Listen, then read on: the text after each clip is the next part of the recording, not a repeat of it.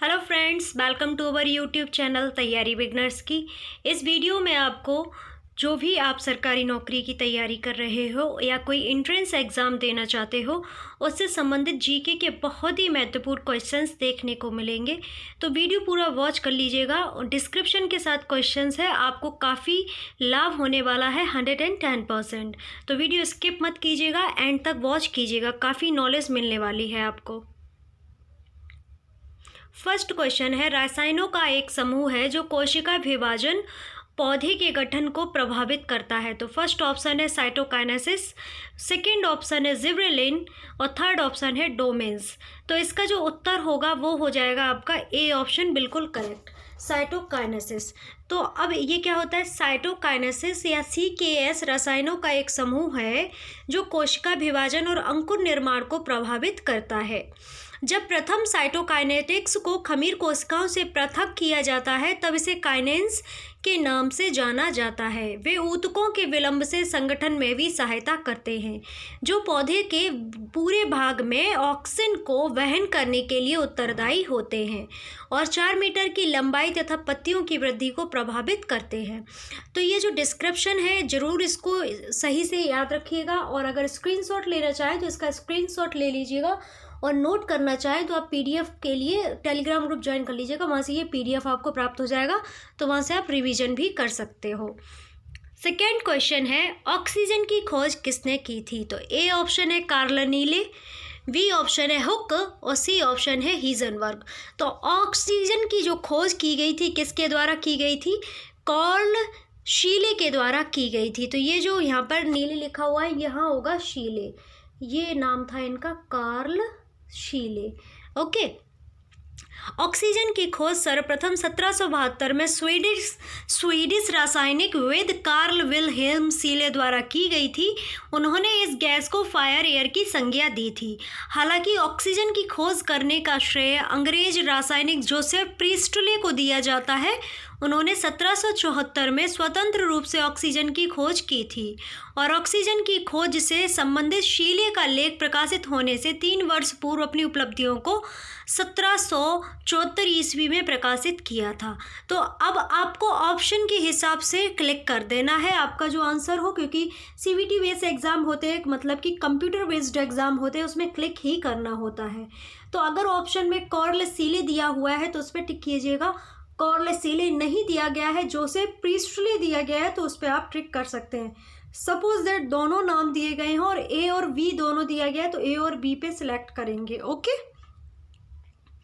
अगला क्वेश्चन है, फेफड़े किसके प्राथमिक अंग हैं?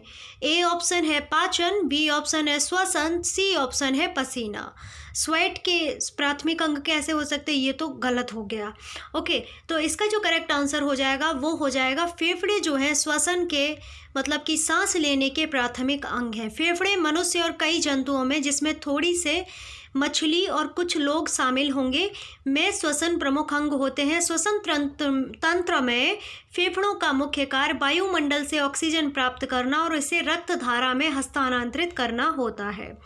गैस विनिमय की प्रक्रिया में कार्बन डाइऑक्साइड को रक्त धारा, मतलब कि जो ब्लड का सर्कुलेशन होता है, से निकलकर वायुमंडल में उत्सर्जित करना होता है। ओके, तो ऑक्सीजन को जो हम लोग एब्जॉर्ब करते हैं और कार्बन डाइऑक्साइड को रिलीज़ करते हैं, और जैसे हमने अपने सांस द्वारा ऑक्सीजन को लिया तो उसका जो फिल्ट्रेशन होता है वो हमारे लंग्स के द्वारा होता है। तो इतनी बात आपको समझ में आ गई होगी। अगला क्वेश्चन है, किसी परमाणु के उच्चतम ऊर्जा स्तर में स्थित इलेक्ट्रॉनों को क्या कहा जाता है? ए ऑप्शन है संयोजकता प्रोटॉन, बी ऑप्शन है कक्षीय प्रोटॉन, सी ऑप्शन है संयोजकता इलेक्ट्रॉन।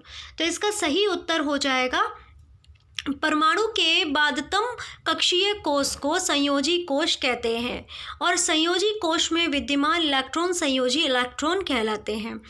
परमाणु के संयोजी इलेक्ट्रॉन अधिक ऊर्जा वाले इलेक्ट्रॉन होते हैं, इसलिए वे अधिकतम अभिक्रियाशील होते हैं। जब आंतरिक इलेक्ट्रॉन विशिष्ट रूप से रासायनिक अवबंध और अभिक्रियाओं में भाग नहीं लेते तो संयोजी इलेक्ट्रॉन की संख्या में वृद्धि हो जाती है या कमी हो जाती है। रासायनिक अभिबंध का निर्माण करने के लिए इन्हें साझा किया जाता है। तो अब आपने पढ़ लिया है तो आपको पता हो गया होगा कि इसमें आपका जो करेक्ट ऑप्शन है वो कौन सा है। तो इसका जो करेक्ट ऑप्शन है वो आपका आपका है संयोजकता इलेक्ट्रॉन।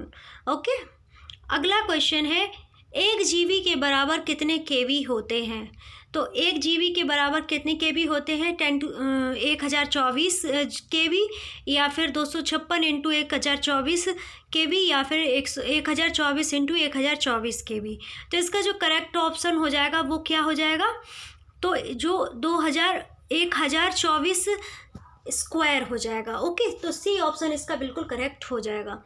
गीगाबाइट शब्द का प्रयोग सामान्यतः 1024 क्यूबाइट्स या 1024 स्क्वायर किलोबाइट्स के अर्थ में किया जाता है। 1024 मेगाबाइट के समान है। ये डिजिटल इंफॉर्मेशन के लिए बाइट यूनिट का गुणांक होता है। तो इसका जो करेक्ट ऑप्शन होगा वो क्या होगा? थर्ड ऑप्शन हो जाएगा। अगला क्वेश्चन है, वह रानी जिसका उपनाम ब्लडी मैरी था। तो वह रानी कौन थी जिसको ब्लडी मैरी के नाम से भी जाना जाता था? ए ऑप्शन है एलिजाबेथ, बी ऑप्शन है मैरी प्रथम, और 3 ऑप्शन जो आपका या डी सी ऑप्शन है वो है विक्टोरिया। तो इसमें जो मैरी प्रथम है इनको ब्लडी मैरी कहा जाता था। क्यों कहा जाता? मैरी प्रथम जुलाई 1553 से नवंबर 1558 तक इंग्लैंड की रानी थी। प्रोटेस्टेंटों का धार्मिक उत्पीड़न करने के कारण इन्हें रक्त पिपासु या ब्लडी मैरी के नाम से जाना जाता था। 5 वर्ष के शासन के दौरान इन्होंने मरियम उत्पीड़न में 280 से अधिक राजधर्म विरोधियों को जला दिया था। इन्हें अपने सौतेले भाई के प्रोटेस्टेंट शासन के बाद रोमन कैथोलिक धर्म की पुनर्स्थापना करने के लिए याद किया जाता है। तो आपको याद हो गया होगा। अगला क्वेश्चन है, विशेषताओं का उनकी बाजार संरचना के साथ मिलान करना है। तो फर्स्ट जो बात कही गई है वो कही है, कठिन परिवेश अक्सर पैमाने की अर्थव्यवस्थाओं के कारण होता है। और सेकेंड जो पॉइंट है वो है, बाजार मूल्य पर ज़्यादा से ज़्यादा भेज सकते हैं। तो फर्स्ट ऑप्शन है एकाधिकार प्रतियोगिता, विशुद्ध एकाधिकार। सेकेंड ऑप्शन है अल्पाधिकार और विशुद्ध प्रतियोगिता, और थर्ड ऑप्शन है विशुद्ध एकाधिकार अल्पाधिकार। तो इसका जो करेक्ट ऑप्शन होगा वो कौन सा हो जाएगा? अर्थशास्त्र में प्रवेश अवरोधक एक लागत है।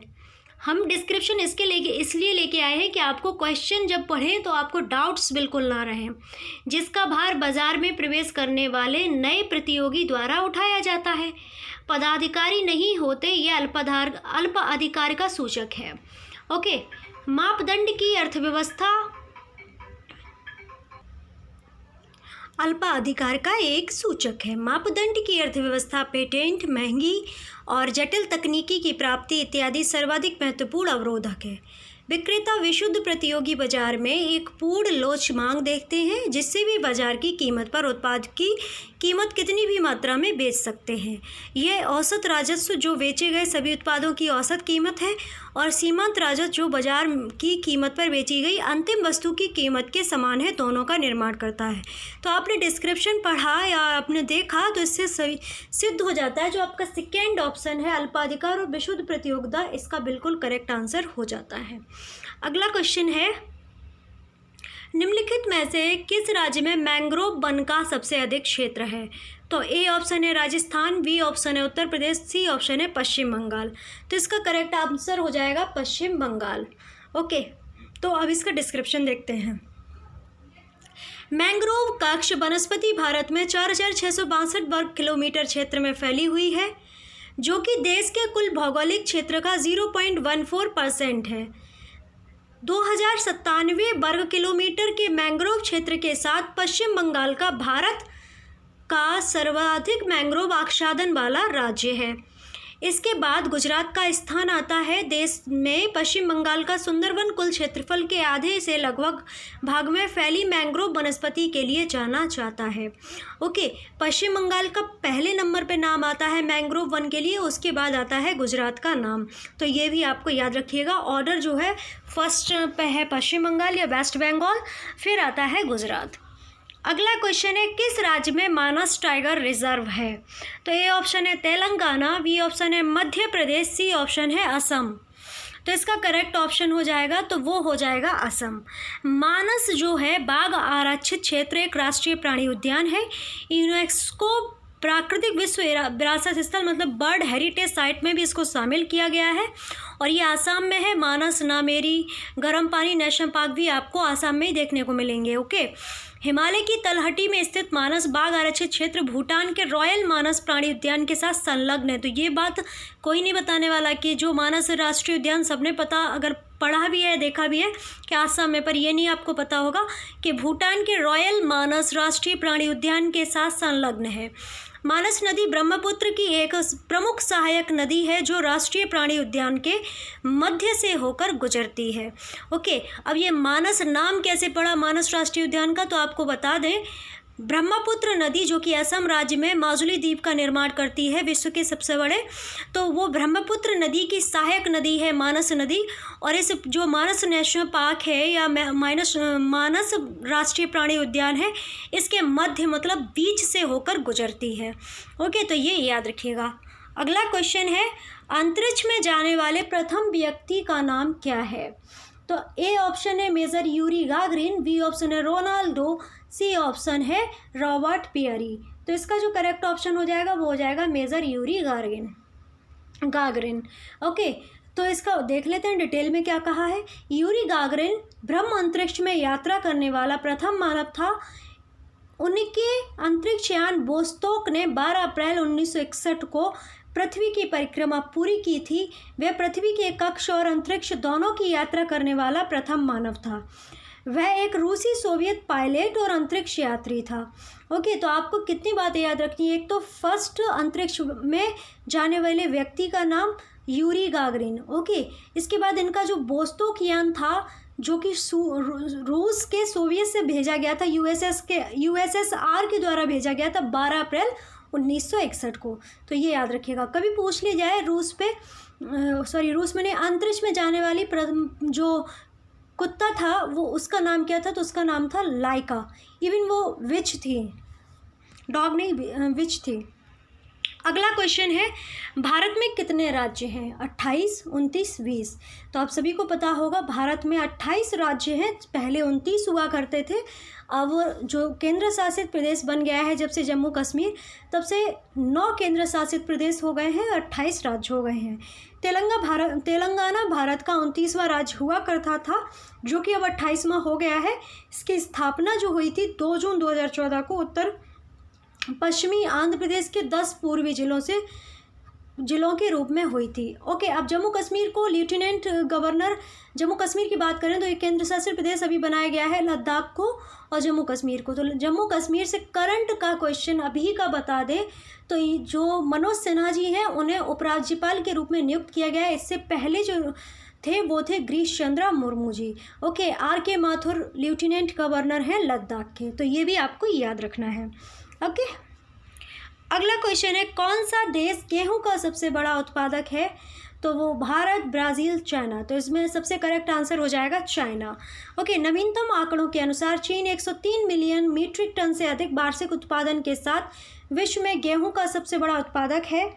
भारत 86 मिलियन मीट्रिक टन के साथ दूसरे स्थान पर है। इसके बाद रूस आता है, संयुक्त राज्य अमेरिका, कनाडा का स्थान आता है। तो सबसे पहले चीन, फिर भारत, फिर रूस, संयुक्त राज्य अमेरिका, फिर कनाडा का नाम आ जाता है। अगला क्वेश्चन है, नूरजहां किस मुगल सम्राट की पत्नी थी? तो अकबर, जहांगीर, औरंगजेब। तो नूरजहां जो है मुगल सम्राट जहांगीर की परमप्रिय पत्नी थी। 25 मई 1611 से 28 अक्टूबर 1627 तक मुगल साम्राज्य की साम्राज्ञी थी। आधिकारिक रूप से 1620 से 1627 तक जहांगीर की मुख्य पत्नी और पातशाह बेगम हुआ करती थी। तो ये क्वेश्चन भी याद रखने वाला है, हिस्ट्री से क्वेश्चन है तो काफ़ी बार पूछा भी गया है। अगला क्वेश्चन है, तराइन का युद्ध किस वर्ष लड़ा गया था? तो फर्स्ट ऑप्शन है 1191, सेकेंड ऑप्शन है 1857 और थर्ड ऑप्शन है 1757। तो इसका जो करेक्ट ऑप्शन हो जाएगा वो हो जाएगा 1191। तराइन का युद्ध 1191 से 1192 ईस्वी में पृथ्वीराज चौहान और मोहम्मद गोरी के मध्य में लड़ा गया था। प्रथम युद्ध में मोहम्मद गोरी की सेना चौहान की राजपूत सेना से हार गई थी। हालांकि दूसरे युद्ध में मोहम्मद गोरी ने अपनी हार का बदला ले लिया था। ओके, अब 1857 की क्रांति सभी लोग जानते हैं कहाँ से शुरू हुई थी, मेरठ से शुरू हुई थी, तो ये आपको याद रखना है।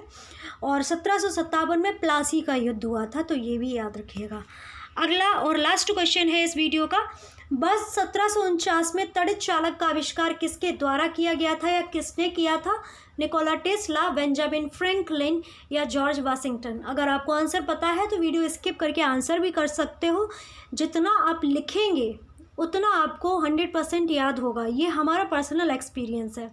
अगर आपको कोई चीज़ याद है तो उसे कमेंट बॉक्स में मेंशन जरूर कीजिएगा, जिससे क्या है आपका कॉन्फिडेंस लेवल भी बिल्ड होगा और आपको जो याद है वो रिवाइंड तुरंत से हो जाएगा। ओके। विद्युत छड़ का सिद्धांत सर्वप्रथम 1749 या 1749 में बेंजामिन फ्रैंकलिन द्वारा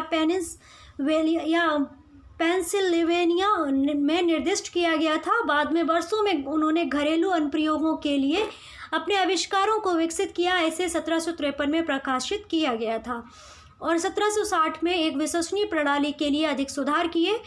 उनके विद्युत छड़ को विद्युत आकर्षण फ्रैंकलिन रॉड के रूप में भी जाना जाता है।